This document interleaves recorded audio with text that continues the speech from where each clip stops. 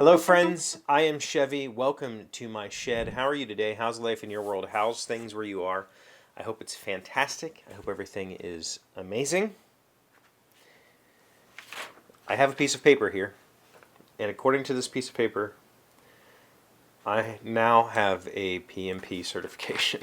I passed the test. Not only did I pass the test, there's 3 process domains that PMI tests you on: people, process, and business environment. And I scored above target on all of those, which is the highest ranking. Like, there's above target, target, below target, and needs improvement.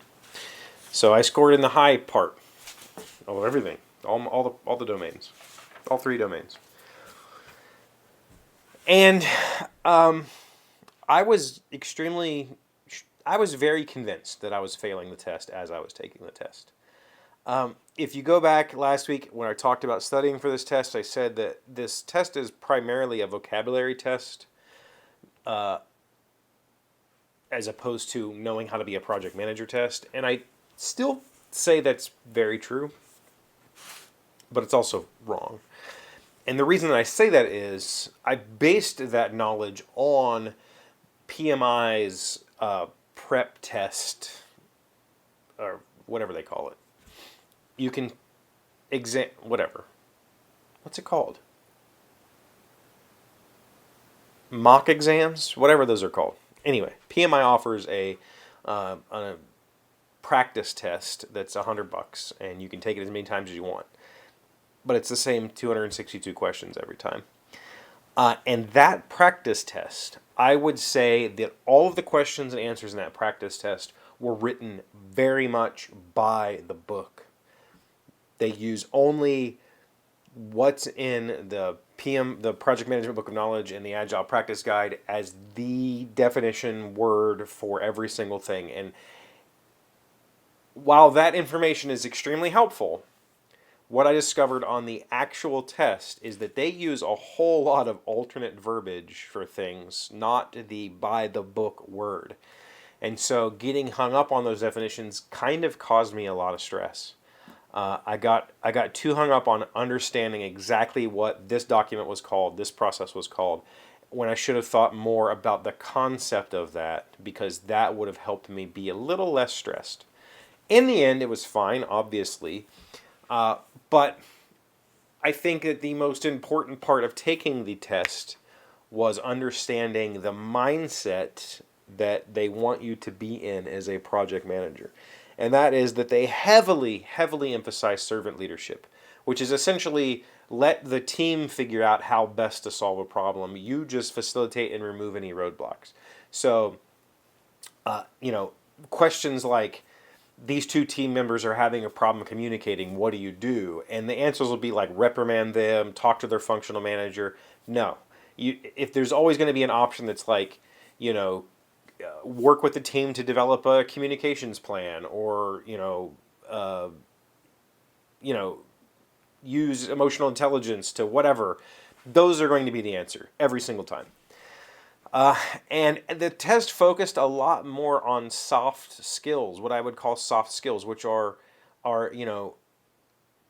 knowing how to resolve a problem is more important than knowing the technical details of the problem, or the technical detail.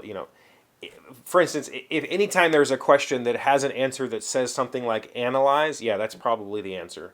Analyze a report, generate an analysis, that's probably the answer.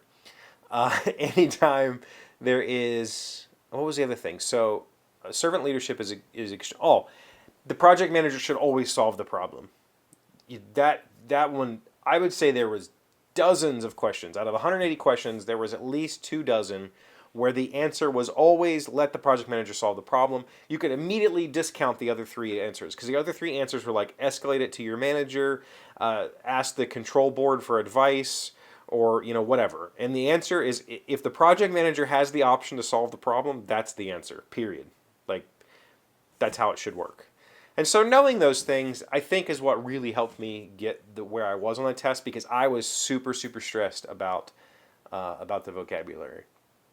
It was very different wording, very different verbiage for a lot of the questions, and I was left just kind of eh.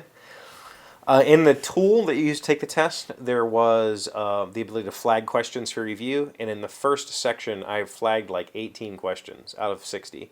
So I was already like, I don't know what I'm doing. I'm going to fail this thing because I don't know, a third of the questions. And it was similar, like 14 and 12, I think, or 12 and 14 in the other two sections that I flagged. And I only flagged questions that I was pretty sure I didn't know. And when I went back to review those questions, I changed, three-ish of them, maybe five. It wasn't a whole lot. I changed just a few answers because my first reaction was probably correct. I just kind of had to accept that. But ultimately, it's done. I succeeded. I am a project management professional now. I can put letters after my name. I've never had letters after my name. I don't know what that's like. And more importantly, I can get back to normal life and feeling normal because I've been a ball of anxiety for a week straight, and it's really put a lot of pressure on, Em and my kids and everything. So, what a day. Yeah. So, we're going to go out and have a celebratory dinner tonight and just kind of try to relax a little bit.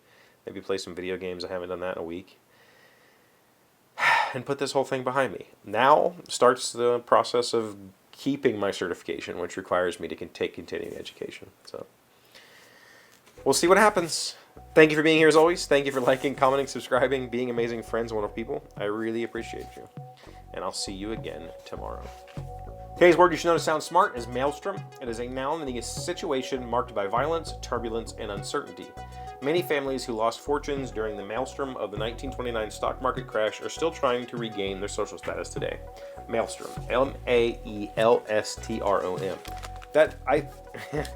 So maybe because I was a Poe fan growing up, I always thought maelstrom specifically was about storms, like really bad storms. Never really thought about it out of context that way.